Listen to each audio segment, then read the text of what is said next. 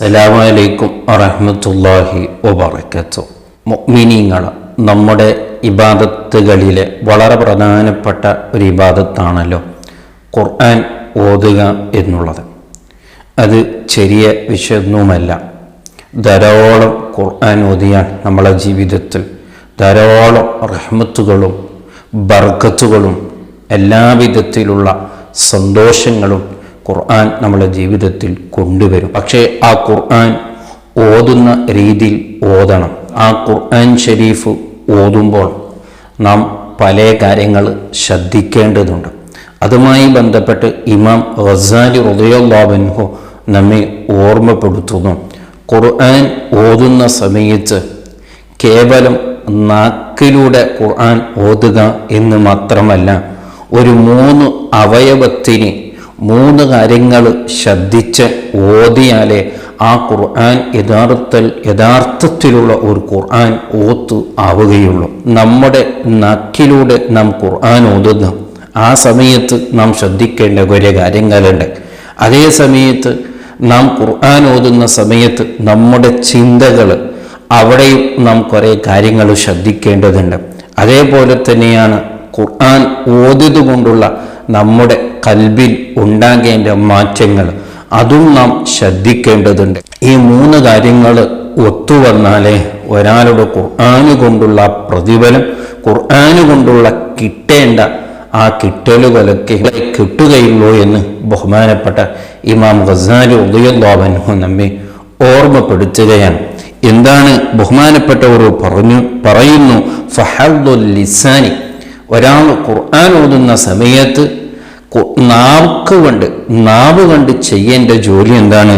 തസിഹുൽ ഹുറൂഫ് ബിത്തർത്തീൽ, സാവധാനത്തോടുകൂടെ അർഫുകളെ ശ്രദ്ധിച്ച് സഹിയാക്കി ഓതുകയാണ് വേണ്ടത്.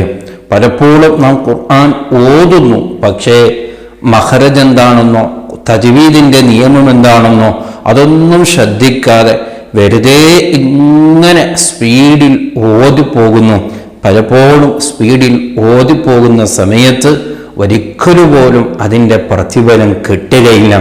ഉദാഹരണമായി, ഒരു ഫാത്തിഹ ഓതിയാൽ, ഒരു ഇഖ്ലാസ് സൂറത്ത് ഓതിയാൽ, ഒരു യാസീൻ സൂറത്ത് ഓതിയാൽ, ഇത് പലപ്പോഴും നാം ഓതുന്ന സൂറത്തുകളാണല്ലോ. അതിന് ധാരാളം മഹത്വങ്ങളുണ്ട്, ധാരാളം പോരിശകളുണ്ട്. പക്ഷേ പലപ്പോഴും അതിൻ്റെ പോരിശകൾ, അതിൻ്റെ മഹത്വങ്ങൾ നമുക്ക് കിട്ടാതെയായി പോകുന്നു. കാരണം എന്തേ? അതിൻ്റെ മഖ്റജകൾ ശ്രദ്ധിച്ചില്ല, അതിൻ്റെ ഹർഫുകൾ ശ്രദ്ധിച്ചില്ല, അതിൻ്റെ നിയമങ്ങൾ ശ്രദ്ധിക്കാത്തത് കൊണ്ടാണ്. അപ്പോൾ ഖുർആൻ ഓതുന്നവൻ അവൻ്റെ നക്കിലൂടെ ഓതുന്ന സമയത്ത് അവൻ ശ്രദ്ധിക്കേണ്ടത് ഹർഫുകളെയാണ്. ഹർഫുകളെ ശ്രദ്ധിച്ചു ഓതണം.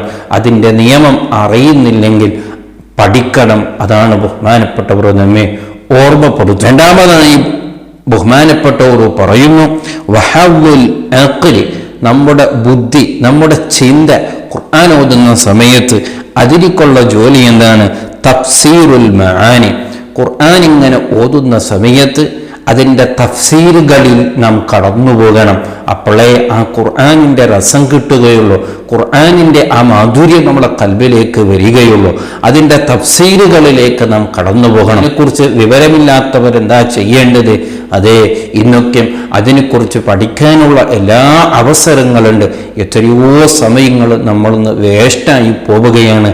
എല്ലാ ദിവസവും ഒരല്പസമയം ഖുർആൻ പഠിക്കാൻ വേണ്ടി നാം സമയം ചെലവ് ചെയ്താൽ നമുക്ക് ധാരാളം ഖുർആനെ കുറിച്ച് പഠിക്കാൻ അവസരമുണ്ട് എന്നത് നാം മറന്നുപോകരുത്. അപ്പോൾ ഖുർആൻ ഓതുമ്പോൾ അതിൻ്റെ മഹത്വങ്ങൾ കിട്ടണമെങ്കിൽ അതിൻ്റെ തഫ്സീറുകളിലൂടെ നാം കടന്നു പോകണം. എന്നിട്ട് ബഹുമാനപ്പെട്ടവർ പറയുന്നു, വഹദ്ദുൽ ഖൽബി അൽ ഇത്തിആദു വത്തഅസീർ ബിൽ ഇൻസിജാരി വൽ ഇഅ്തിമാരി, ഈ 2 കാര്യങ്ങൾ ഉള്ളതോടുകൂടെ തഫ്സീർ എന്താണെന്ന് മനസ്സിലായി, ഖുർആൻ സഹിയാക്കി. പക്ഷെ ഇതൊന്നുമല്ല, ഖുർആൻ ഓതുന്ന സമയത്ത് നമ്മുടെ കൽബിൽ അതിൻ്റെ പേടി വരണം, അതിൻ്റെ അസറുണ്ടാകണം.